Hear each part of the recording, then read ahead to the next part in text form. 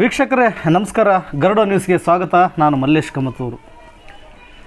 ವೀಕ್ಷಕರೇ, ದಿನಾಂಕ 11/8/2024 ಬಳ್ಳಾರಿ ಜಿಲ್ಲೆ ಸಂಡೂರು ತಾಲೂಕಿನ ಸಂಡೂರು ಪುರಸಭೆ ವ್ಯಾಪ್ತಿಗೊಳಪಡ್ತಕ್ಕಂಥ ಸೀನಿಬಸಪ್ಪ ಕ್ಯಾಂಪ್ನಲ್ಲಿ ಕರ್ನಾಟಕ ರಾಜ್ಯ ಬೋವಿ ವಡ್ಡರ ಮಹಾಸಭಾ ಅಸ್ತಿತ್ವಕ್ಕೆ ಬಂದಿತು. ವೀಕ್ಷಕರೇ, ಬೋವಿ ಮಹಾಸಭಾ ತಾಲೂಕು ಅಧ್ಯಕ್ಷರಾಗಿರ್ತಕ್ಕಂತಹ ಬೋವಿ ಪದ್ಮಣ್ಣರವರ ಒಂದು ಅಧ್ಯಕ್ಷತೆಯಲ್ಲಿ ನಡೆದಿರ್ತಕ್ಕಂಥ ಈ ಕಾರ್ಯಕ್ರಮ ಬಹಳ ಅದ್ಧೂರಿಯಾಗಿ ನೆರವೇರಿತು ಮತ್ತು ಆ ಒಂದು ಸಣ್ಣ ಕ್ಯಾಂಪಿನಲ್ಲಿ ನಡೆದಂಥ ಈ ಕಾರ್ಯಕ್ರಮ ನಿಜಕ್ಕೂ ಆ ಒಂದು ಕ್ಯಾಂಪಿನಲ್ಲಿ ಒಂದು ಹಬ್ಬದ ವಾತಾವರಣವನ್ನೇ ಸೃಷ್ಟಿ ಮಾಡಿತ್ತು. ಸ್ನೇಹಿತರೆ, ಈ ಕಾರ್ಯಕ್ರಮದಲ್ಲಿ ನೂರಾರು ಕಾರ್ಯಕರ್ತರು ಮತ್ತು ಮಹಿಳೆಯರು ಸೇರಿದಂತೆ ಬೋವಿ ಸಮಾಜದ ಹಲವಾರು ಗಣ್ಯರು ಸೇರಿ ಈ ಕಾರ್ಯಕ್ರಮವನ್ನು ಯಶಸ್ವಿಗೊಳಿಸಿದರು.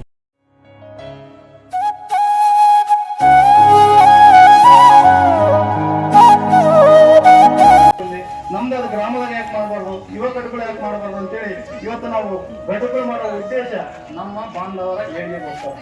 ಇವತ್ತೇನಂದ್ರೆ ಪ್ರತಿಯೊಂದು ಸಮಸ್ಯೆಗಳು ಇರ್ತಾರೆ ಗ್ರಾಮದಲ್ಲಿ. ನೀವು ಯಾರು ಹೇಳ್ಕೊಂಬಲ್ಲ, ಇವತ್ತವರೆಗೆ ಗೊತ್ತಿಲ್ಲ. ಮೆಂಬರ್ ಬರ್ತಾರೆ, ಹೋಗ್ತಾರೆ, ಆಗ್ತಾರೆ, ಯಾರು ಇಲ್ಲಿ ಇವತ್ತೇನಾಗ್ತದೆ, ನಮ್ದೇ ಒಂದು ಸಮಾಜ, ನಾವೇ ಒಂದು ಹಣ ತಂದು ನಮ್ಮ ಹಣ ತಮ್ಮದ ಸಮಸ್ಯೆ ಹೇಳಿದ್ರೆ ನಮ್ಗೆ ಗೊತ್ತಾಗೋದು.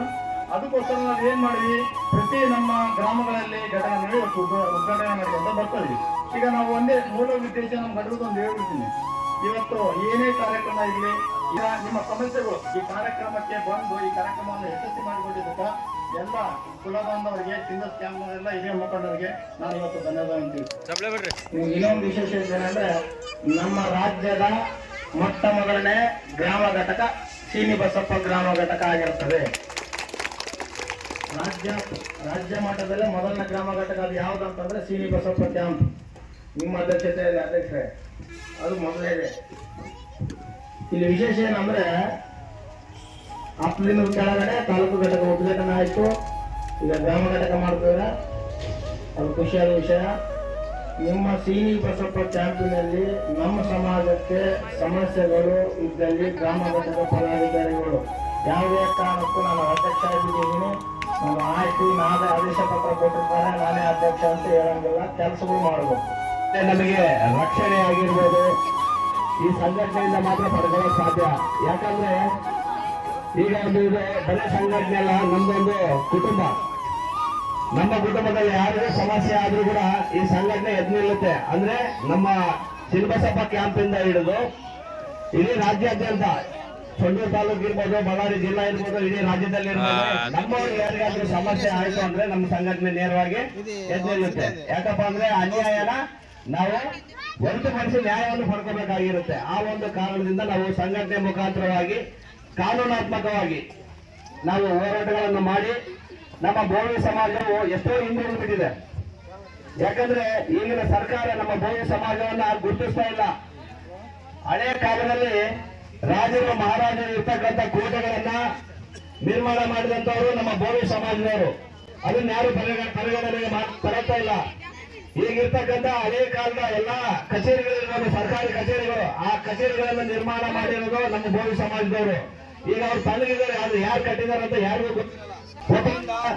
ನಮ್ಮ ರಾಜ್ಯ ಸಂಸ್ಥಾಪಕ ಅಧ್ಯಕ್ಷರಾಗಿರ್ತಕ್ಕಂಥ ಮುನ್ರಾಜ್ ಸರ್ ಅವರ ಆದೇಶದ ಮೇರೆಗೆ ನಾವು ಅವರ ಒಂದು ಆದೇಶ ಮೇರೆಗೆ, ಆಮೇಲೆ ರಾಜ್ಯ ಕಮಿಟಿ, ಜಿಲ್ಲಾ ಕಮಿಟಿ ಮತ್ತು ತಾಲೂಕು ಕಮಿಟಿಯ ಆದೇಶಗಳ ಮೇರೆಗೆ ಈ ಸಂಘಟನೆ ನಮ್ಮ ಸಂಡೂರಲ್ಲಿ ಉದ್ಭವವಾಗಿದೆ.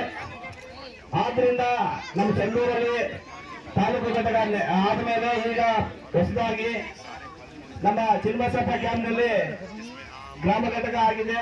ಮೊದಲನೇದಾಗಿ ನಾನು ನೇರವಾಗಾಯಿತು, ಕ್ಷಮೆ ಇರಲಿ. ಮೊದಲನೇದಾಗಿ ಗ್ರಾಮ ಘಟಕದ ಎಲ್ಲಾ ಪದಾಧಿಕಾರಿಗಳಿಗೂ ಶುಭವಾಗಲಿ ಅಂತಂದೇಳಿ ನನ್ನ ಕಡೆಯಿಂದ ಹೃದಯಪೂರ್ವಕವಾಗಿ ನಾನು ಎಲ್ಲ ಪದಾಧಿಕಾರಿಗಳು ತಿಳಿಸ್ತಾ ಇದ್ದೀನಿ. ಅದ್ರ ಜೊತೆಗೆ ಈಗ ನಾನು ಸಂಘಟನೆ ಕಟ್ಬಿಟ್ಟಿದ್ದೀನಿ. ನಾನು ಅಧ್ಯಕ್ಷ, ನಾನು ಉಪಾಧ್ಯಕ್ಷ, ನಾನು ಕಾರ್ಯಾಧ್ಯಕ್ಷ ಅಂತೇಳಿ ಕಾನೂನು ದಯಮಾಡಿ ಯಾರು ಕೈ ತಗೋಬೇಡಿ.